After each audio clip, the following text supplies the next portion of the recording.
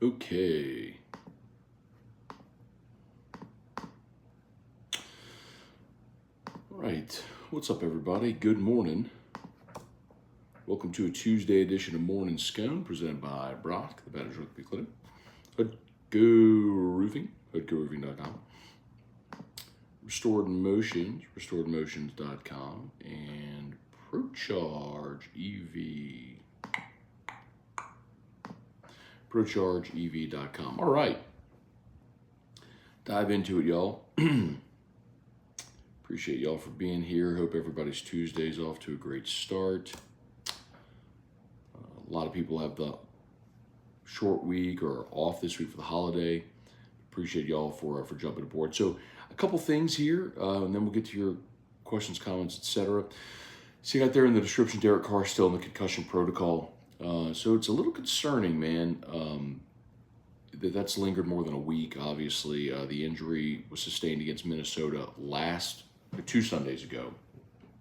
Saints obviously had their bye this week. So the fact that you had that injury Sunday and a full week off, it's still in the protocol, is concerning. So we'll have a better sense of Carr's ability or availability for Sunday on Wednesday when the first injury report comes out, if he's a full participant, limited, or out. So we'll start to know. But in the meantime, you get Jameis good to go. So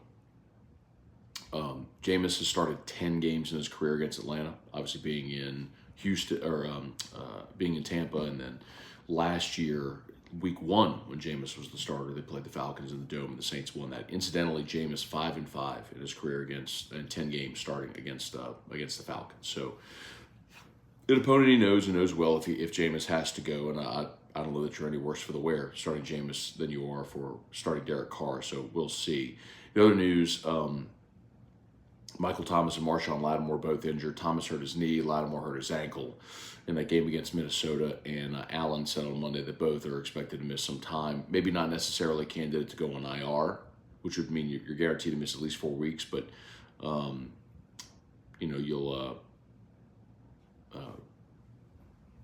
you're not going to have those guys likely.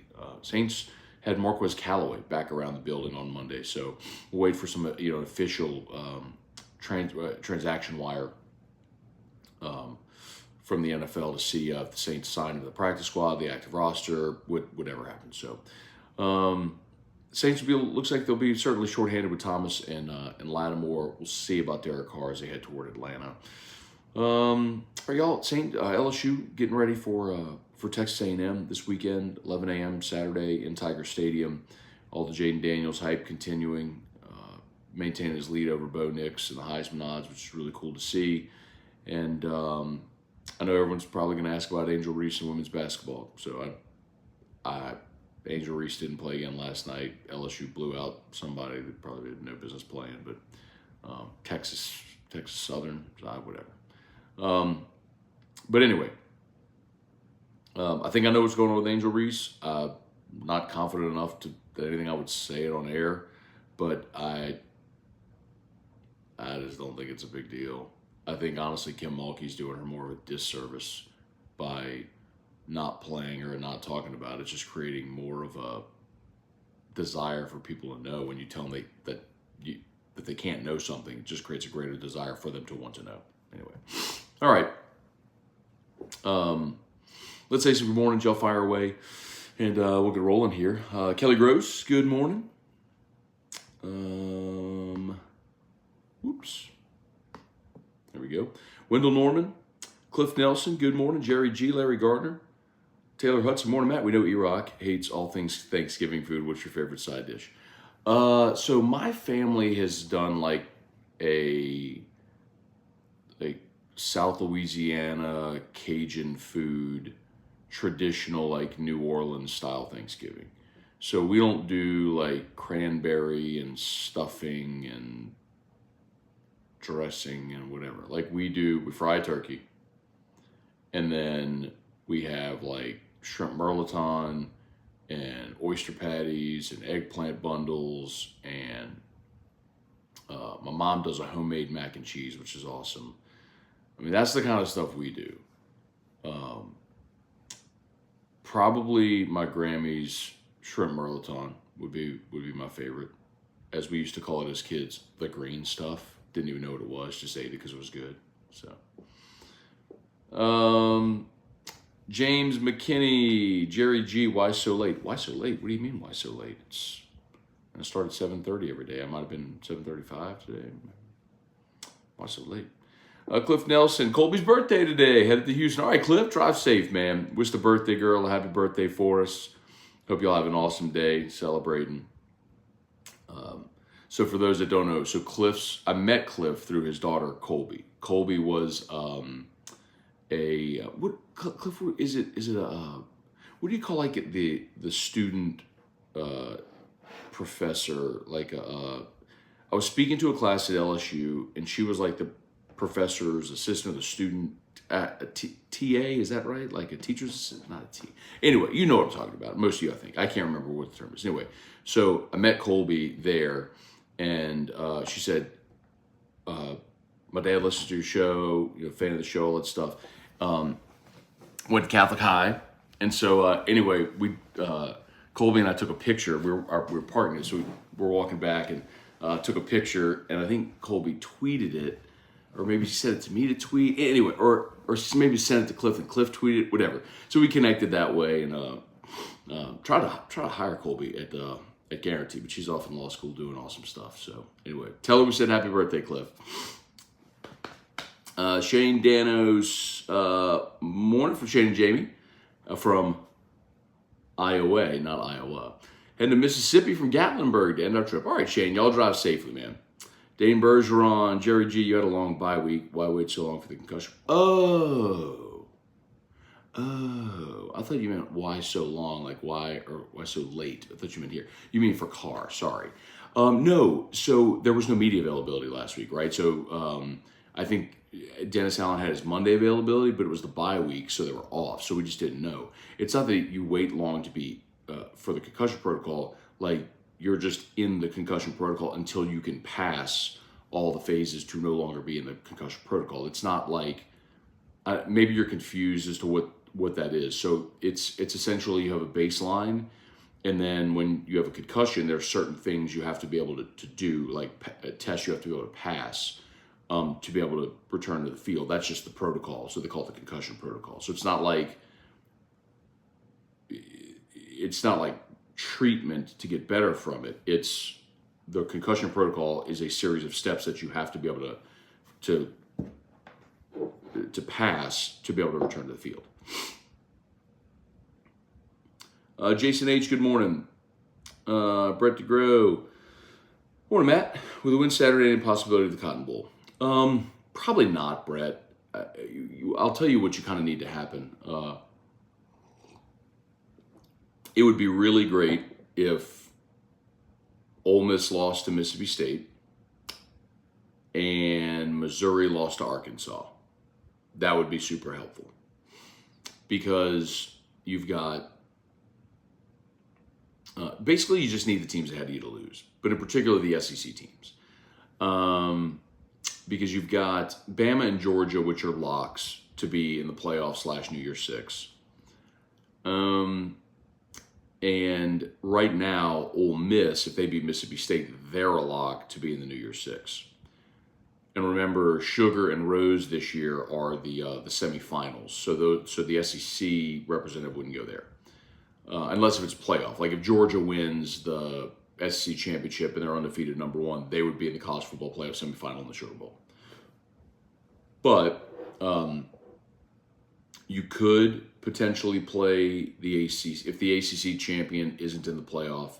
Like let's say Louisville beats Florida State hypothetically and is the ACC championship. They go to the Orange Bowl, and theoretically, like a 10-2 Ole Miss could go to the Orange Bowl. But there's all different possibilities based on how the playoff goes, where you could have at large in any of the Orange Peach Cotton Fiesta. It's like in 2018 when LSU landed in the Fiesta at 9-3. Like that's a best case scenario that you end up in one of those games. It's just really hard to imagine it because both Ole Miss and Missouri are ahead of you, and if both of them win this weekend, which they're likely to do, then they'll finish 10-2, and the best you could finish is 9-3, and so they're going to be ahead of you. So. Now, if they both go New Year's Six, which could happen, and you are the highest ranked SEC team not in the New Year's Six, then you go back to the Citrus Bowl.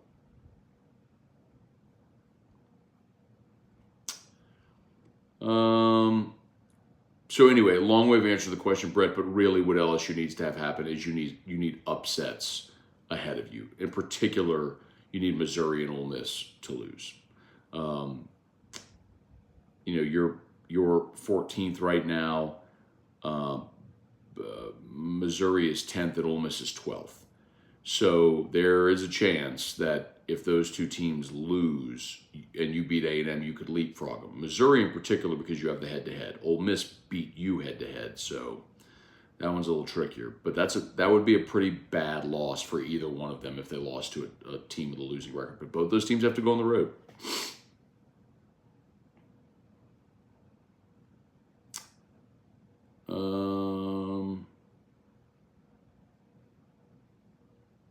Let's see.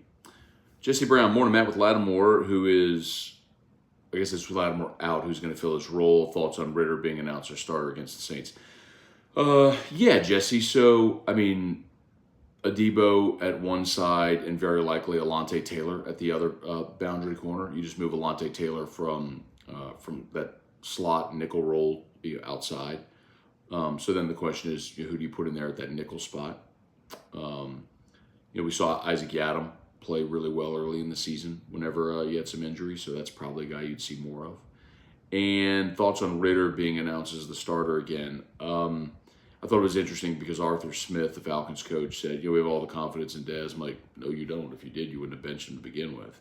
But I think they got to figure out what they have there, if they can get any run out of him, or do they need to look in the draft this year for their franchise. So it's pretty big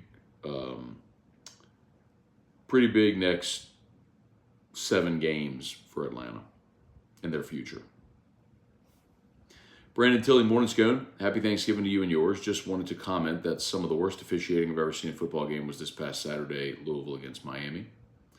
Man, Brandon, I did watch a good bit of that game. I thought you could have said the same thing about LSU and Georgia State. That crew was atrocious. And I could have said the same thing about Monday Night Football last night. So really, anytime you watch a football game or any sporting event, I'll remind you that all officials are bad at their job. And we need robo-umps. Shane Dano's glad I got JD5 at plus 1,800 after the Bama game on DraftKings. Very good. The real question is, how much did you bet? Quandre, good morning. Lance Richard, morning, Madam off this weekend. Missed AFR yesterday. Have you reached out to the future Mrs. Musso?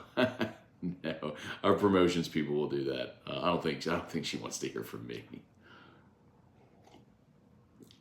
Dax Jeter, good morning, Matt. An unintended consequence of the Daniels versus Knicks debate is excusing how soft Oregon's schedule has been. I assume we must win against A&M for Daniels to win the Heisman, even if we hang 40. Yeah, you got to win. You have to win this weekend. You can't go lose this weekend. What would be wonderful is if Jaden goes out and puts up 500 yards and 5 touchdowns, and Bo Nix and Oregon lose to Oregon State at home. That would be chef's kiss. That would do it.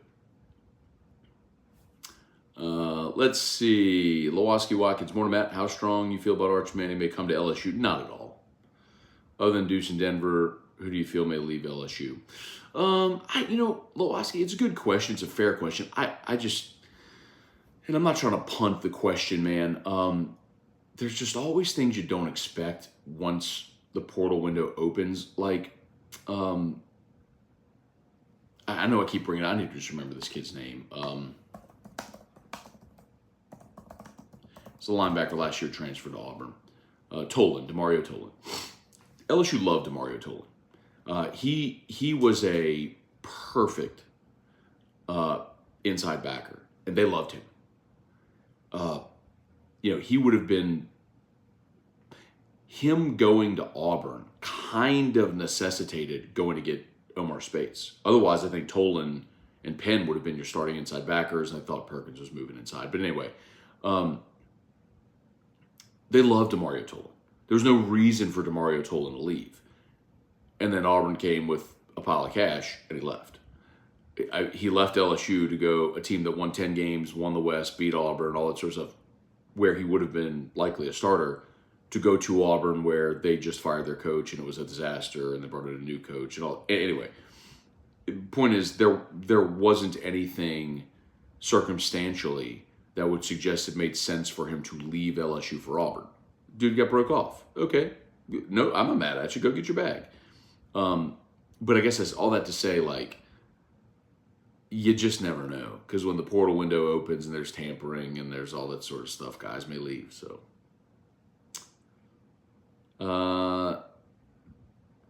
Delphi Mitchell, Atlanta-born Saints fan here. What's up? All right. Mad respect to the Atlanta-born Saints fans. Brian Jones, Matt, what's going on with Diggs? Will he be returning next year? Don't know about next year, but he's injured. And he was out last week against Florida, and they sort of made the decision to hold him out against Georgia State, but he should be back this week for A&M. Daniel Roof, morning, Matt. How much do you think the secondary defense will improve next season? Depends who the coach is and what players they bring in. And I do think there is going to be significant turnover on the defensive coaching staff. That the more I pry, the more that seems pretty evident. There's going to be pretty significant change on the defensive staff. Trivia Carter, what's going on? Lewoski, is Lacey a day 2 wide receiver? Could be. I mean, it takes the right team to fall in love with the player, right? But remember, Kyron Lacey could come back. And that may actually be a smart thing for him to do, is instead of being overshadowed by Neighbors and Brian Thomas, come back for another year and be the number one guy. At least start the season as the number one guy and see if you can be that dude. And if you can, go have a blow-up year and maybe go be a first-rounder. I mean, that's a decision he'll have to make. Dane Bergeron, Matt, did you see the Mulkey exchange with Glenn Guilbeau in the press conference? First-round KO by Mulkey. I did not. Spurge, good morning. I don't know if he asked the question, Dane, where Mulkey was like, those are my children, I'm not going to talk about it. Because honestly, Dane, if that's what you're talking about, I disagree with you. I don't think Kim's handling that right. Now, it's her program, and she can handle it however she wants. But I think by continuing to comment the way she is and not playing Angel and being vague about it, all it does is lead to more rampant speculation.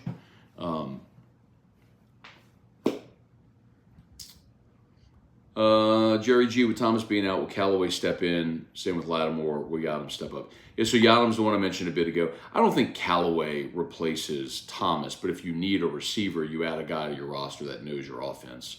I think you've got guys like I think A.T. Perry is the guy. I mean, A.T. Perry is the guy we saw on Sunday in Minnesota step up when Thomas had the knee injury, so that would be the most likely guy to step up and get more reps. Please smash that like button if you would. Shout out to Brock, Banners Orthopedic Clinic, Hudco Roofing, HudcoRoofing.com. Of course, you need an orthopedist. Brock, they're the best. Need a roof? Give us a shout. Hudco, statewide, anywhere in Louisiana, Hudco Roofing, HudcoRoofing.com. Let's see. Really wish they keep number 7 in the DB room like it was. You had a dog at DB when they had that 7. I don't know, Lewoski. I don't care about jersey numbers. And, I mean, we've just seen that number. Like, they gave it to Stingley and he opted out. They gave it to Chase and then he opted out. They gave it to Jonathan Giles and he stunk. I mean, whatever. The jersey number thing is just whatever. I just want to get players, bro. I don't care what. Like, Derek Stingley in 24 looked awesome. Brad David, are y'all staying in BR for Thanksgiving? Yeah, we are. Bubba Tatum, morning Sconers from freezing NYC. Last day in the city, ready for some southern weather. All right, Bubba, y'all enjoy the trip, man. Gundam, I miss Drew Brees. Leon Williams, morning Matt. Man, I need to come to your crib for Thanksgiving. I don't do any of the cooking, bro. I do a lot of the eating. Handsome Joe, good morning. Barry Jocelyn, great Super Bowl matchup game last night. Yeah, it was competitive. The under with the otter hit. Ching ching. Driving through BR and Route I know today. All right, man. Drive safely, Joe. Tim Gotro, Barry Jocelyn. Let's see. Delphi, Matt, do you think we could possibly get a chance to see Jake Haener this season? I don't think so. You know, it would be interesting to see what would happen this week if Carr is out. My guess is James would be your starter, and then Haener would be your backup. I don't know that at this point in the season you have another option to get someone up to speed that quickly. I'm hopeful that Carr is available to go this week. You don't want to go into a game without your starter. So, but no, I don't think so. I don't think we see Haener.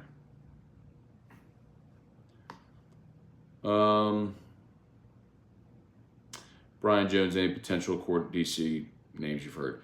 No, just speculation. I mean, they haven't even fired Matt House yet, man. So, just the same fan speculation that everybody mentions.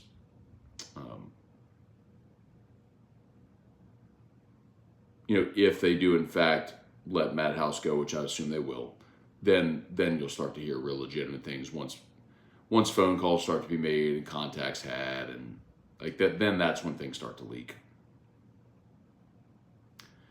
Steelers fired Matt Canada. Saints are brain dead. Matt Canada. Can't believe that took that long. Jacob Thompson, good morning. Brian Jones, is Thomas for sure leaving? Brian Thomas? Oh, yeah. Brian Thomas is a projected first-round pick now. Look at any mock draft. He's surging in mock drafts. So, yeah, Brian Thomas is going. The thing about Brian Thomas, though, that's interesting is this is such a deep wide receiver year with Marvin Harrison, Keon Coleman, Rome Odunze, obviously Neighbors and Thomas. Like, is there room for 5 or 6 wide receivers in round 1? Maybe. But it may be a guy that's got a first-round grade that goes in round 2. We'll see. 44, the legendary, pathetic organization. Gail Benson is a continuity owner and clearly not concerned about winning. I don't think that I think continuity can be a good thing. Look at the Steelers. Look at the Ravens. It develops a lot of consistency, but what you don't want is complacency.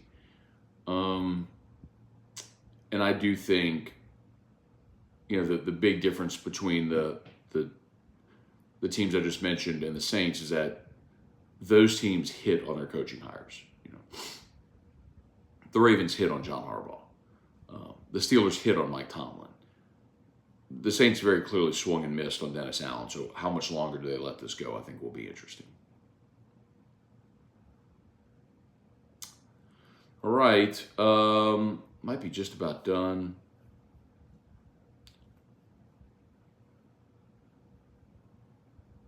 Glenn Laurie, good morning. Great win by the Pels last night. Yeah, blowout win by the Pels last night. That was awesome. I was watching the NFL game, but kind of keeping a side eye on the Pels, but that was great. Brian Jones, good morning. Brandon Hoyt, good morning. David Tolson, likelihood Neighbors or Thomas stays, 0. 0.1. How about that?